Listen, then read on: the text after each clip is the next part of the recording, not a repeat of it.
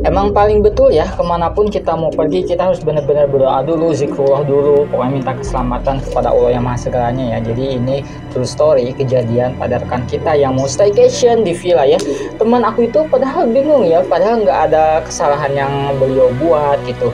Saat staycation dia tahu larangannya, tahu batasannya, tapi kerap kali suka digangguin teman-teman. Jadi emang pas awal pertama datang ke villa itu, emang awal-awal itu beliau itu dikejutkan sama ada yang nangis, katanya ada yang nangis di WC, ada yang nangis kayak gitu. Nangisnya tuh kayak bener isep-isep nangis sedih lah. Kirain tuh temannya gitu ya.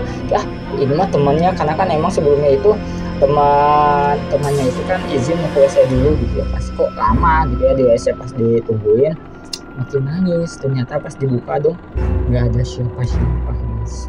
Mungkin kan emang masih positive vibes gitu ya, ya udahlah nggak terlalu dihiraukan. Mungkin kan emang di tiap ruangan, di tiap sesuatu juga pasti emang ada selalu aja gitu yang kayak gitu. Ya udahlah, mungkin prinsipnya teman aku itu asal nggak ganggu nggak apa-apa hal kayak gini mah. Sampai akhirnya ya bakar-bakaran biasa lah ya, bakar-bakaran nah, kemudian kan emang teman-teman kita itu bakar-bakaran sate lah ya di villa. Satenya itu ada 30 tusuk. Nah, udah dimakan karena emang pas udah makan di ruangan tamu, emang beberapa bagian itu nggak sempurna lah ya dibakarnya, itu kayak masih mentah kayak gitu. Akhirnya ya udahlah, cuman dimakan beberapa tusuk itu, 15 tusukan, sisa 15 tusuk lagi lah ya satenya itu. Pas udah dicek lagi, ternyata dong satenya cuma tersisa 1 tusuk.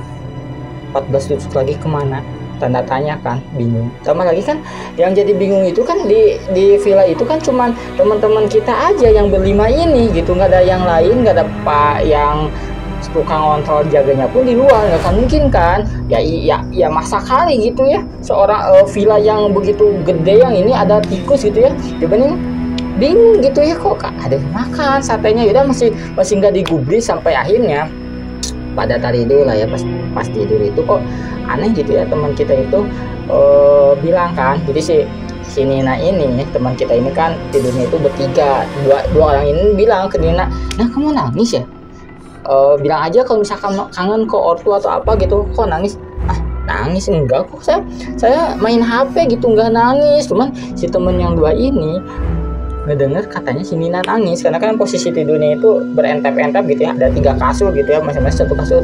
Enggak kok, enggak. Tapi emang kalau misalkan sebelum kejadian ini pun emang ada 1 ruangan yang itu benar-benar ditutup, nggak boleh dibuka, kata si penjaganya. Emang udah dari sananya gitu katanya Mbak. Ya udah nggak apa-apa.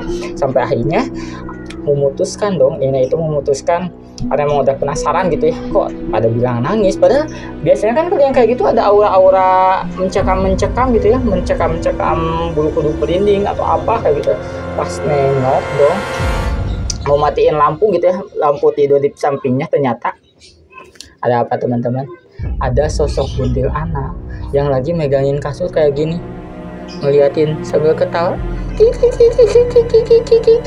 Sampai kan kaget, astagfirullahaladzim kayak gitu ya. Sampai teman-temannya ngeliat bangun, kenapa nih? Pas sudah dinyalain semua lampu terang, ada buntil anak di pinggir kasur lagi ngeliatin kayak gini, katanya kayak gitu. Karena kan kaget kayak gitu ya.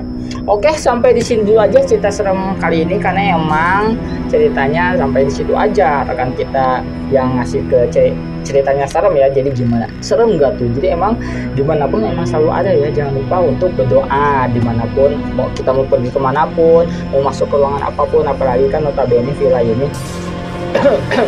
villa ini kan udah lama nggak dijamah gitu ya, otomatis kan udah lama tertinggal kayak gitu. Otomatisnya yang kayak gitu kan suka ada kayak gitu. Dan konon katanya kalau misalkan malam-malam itu suka ada bunyi piano yang main-mainin, tapi teman kita itu nggak ngedenger sih, cuman ngedengarnya itu yang WC nangis, kemudian makanannya itu ada yang makan. Karena emang kalau misalnya dipikir-pikir, emang kan kalian kayak gitu sukanya makan kayak gitu ya, apalagi kan tulang belulang. Makanya kalau misalkan ada makanan tulang belulang itu dibuang keluar kayak gitu. Apalagi kan ini kayak daging yang udah itu setengah matang kayak gitu ya, mungkin itu kesukaan makanannya lebih baik. Kalau misalkan ada makanan apapun ya taruhlah di tempatnya, atau kalau enggak di kulkas kayak gitu. Oke, sampai di sini dulu aja cerita serem kali ini.